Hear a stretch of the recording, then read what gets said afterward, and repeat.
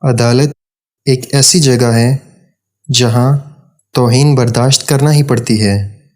خدا کرے کسی کو جس کا نام عدالت ہے اس سے واسطہ نہ پڑے۔ ایسی عجیب جگہ میں نے کہیں بھی نہیں دیکھی۔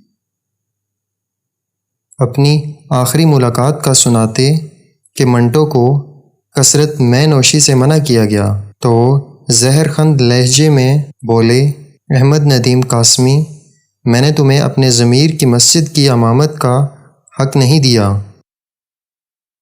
سوسائٹی کے اصولوں کے مطابق مرد مرد رہتا ہے، خواہ اس کی کتاب زندگی کے ہر ورق پر گناہوں کی سیاہی لپی ہو، مگر وہ عورت جو صرف ایک مرتبہ جوانی کے بے پناہ جذبے کے زیر اثر کسی اور لالچ میں آ کر یا کسی کی زبردستی کا شکار ہو کر ایک لمحے کے لیے اپنے راستے سے بہک جائے، عورت نہیں رہتی۔ اسے حقارت و نفرت کی نگاہوں سے دیکھا جاتا ہے۔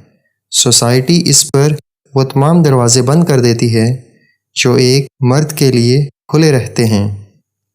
آگ کے اندر کودنے والے کو کھیل میں ہدایت دینے والے کی کیا ضرورت؟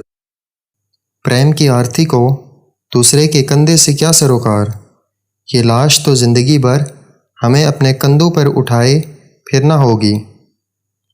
میں ایسے عشق کا قائل نہیں جو مرد کی طرف سے شروع ہو۔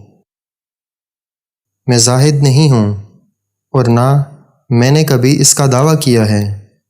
گناہ و ثواب اور سزا و جزا کے متعلق میرے خیالات دوسروں سے جدا ہیں اور یقیناً تمہارے خیالات سے بھی بہت مختلف ہیں۔ میں اس وقت ان بحثوں میں نہیں پڑھنا چاہتا، اس لیے کہ اس کے لیے سکون قلب اور وقت درکار ہے۔ اگر کوئی لڑکی کسی سے محبت کرے تو ضروری نہیں وہ بدکردار ہی ہو۔